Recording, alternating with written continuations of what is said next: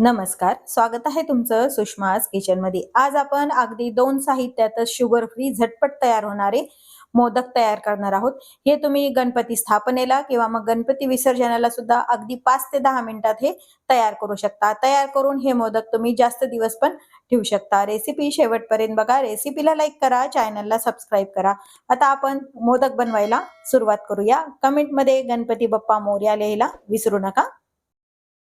झटपट मोदक बनवण्यासाठी इथे मी कढई गरम करायला ठेवली। 1 वाटी डेसिकेटेड कोकोनट मी यामध्ये टाकून घेतलेला आहे। मी शक्यतो खोबरं भाजून घेते, नाही भाजलं तरी चालतं, तुम्ही डायरेक्ट तसे जरी केले तरी काहीच हरकत नाही। थोडंसं गुलाबी रंगावरती हे आपल्याला तूप न टाकताच भाजून घ्यायचंय। भाजून नाही घेतलं तरी चालतं, पण भाजून घेतल्यानंतर मोदकाचा चव पण छान येते आणि खोबऱ्याचा कच्चेपणा हा कमी होतो, त्यामुळे मी शक्यतो भाजून घेते। खोबरं आपलं व्यवस्थित भाजून झालंय, एका ताटामध्ये काढून घेऊया। भाजून घेतलेला खीस आपला हा व्यवस्थित थंड झालेला आहे। मिक्सरच्या भांड्यामध्ये हा खीस आपल्याला टाकून घ्यायचा आहे। यामध्ये आपण गूळ किंवा साखर काहीही वापरणार नाहीये, तरी पण हे मोदक अगदी छान।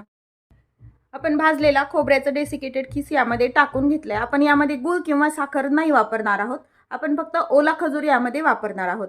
हा सीडलेस खजूर आहे, याचे मी थोडेसे तुकडे करून घेतलेले आहेत। खजूर भाजून वगैरे काही घेतलेलं नाहीये, फक्त साधाच आपण कट करून घेतलेला आहे। तुम्ही खजूर न वापरता गूळ पण वापरू शकता यामध्ये, पण हे शुगर फ्री मोदक होतात, त्यामुळे मी खजूर वापरते आणि पौष्टिक पण होतात। 5 ते 6 बदाम आणि काजू आवडीने तुम्ही ड्रायफ्रुट्स टाकून घ्यायचे आणि वेलची पावडर। यामध्ये तूप वगैरे काही वापरायची गरज नाही, खजुराच्या यामध्येच त्याची व्यवस्थित बाइंडिंग येते। आता हे मिक्सरवरती फिरवून घ्यायचंय। मिक्सरनं आपण काढून घेतलंय, व्यवस्थित छान बाइंडिंग याला आलेली आहे। एका ताटामध्ये हे काढून घेऊया।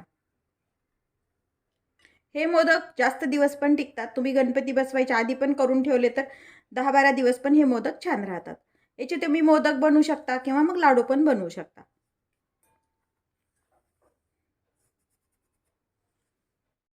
हे थोडंसं हाताने आपण हे मिक्स करून घेऊया, म्हणजे व्यवस्थित छान एकत्र होते हे।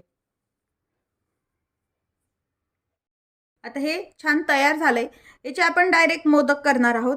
हे जर तुम्ही उकडीचे मोदक वगैरे करताना जसं ओल्या खोबऱ्याचे, त्यामध्ये हे सारण म्हणून वापरलं तरी पण हे खूप छान लागतं, किंवा तळणीच्या मोदकामध्ये पण वापरू शकता। माझ्याकडे हे असा छोट्या मोदकाचा आणि त्यामध्येच असा थोडासा मोठा मोदक आणि हा सिंगल मोदकाचा, असे हे 3 साचे आहेत। पण यामध्ये मी असे छोटे छोटे मोदक हे तयार करणार आहे, त्यामुळे मी एकाच्या साच्याला तूप लावून घेतेय। अगदी उगी थोडंसं तूप पुसून घ्यायचं याला, शक्यतो तर निघतातच व्यवस्थित। तूप लावून घेतलंय आपण। आता यावरती ह्या जे तयार केलेलं मिश्रण आहे हे लावून घ्यायचंय आधी। एका साईडलाच आपण लावून घेतोय आणि मग नंतर पॅक करूया, म्हणजे व्यवस्थित मोदकाचा आकार हा तयार होतो। आता हा साचा आपण बंद करून घेऊया आणि पूर्णपणे याच्यात मावेल इतपत असं जितकं प्रेस होईल तितकं आपल्याला हे लावून यामध्ये सारण भरून घ्यायचं हे पूर्ण, म्हणजे व्यवस्थित आपला मोदक छान तयार होतो। आता हे व्यवस्थित आपण यामध्ये भरून घेतले। ऑलरेडी खोबऱ्यालाच भरपूर तेल सुटतं, त्यामुळे शक्यतो यामध्ये वेगळं तूप वगैरे वापरायची गरज पडत नाही। साचा ओपन करून घ्यायचा आणि अलगद यामधले आपल्याला हे मोदक काढून घ्यायचे। हे साइडचं आपलं जे एक्स्ट्राचं लागतं ते असं काढून घ्यायचं।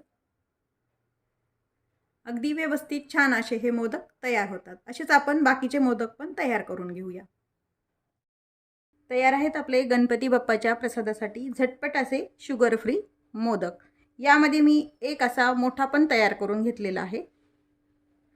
तुम्ही हवे त्या साच्यामध्ये छोटे मोठे मोदक हे तयार करू शकता। या पद्धतीने झटपट मोदक नक्की करून पहा।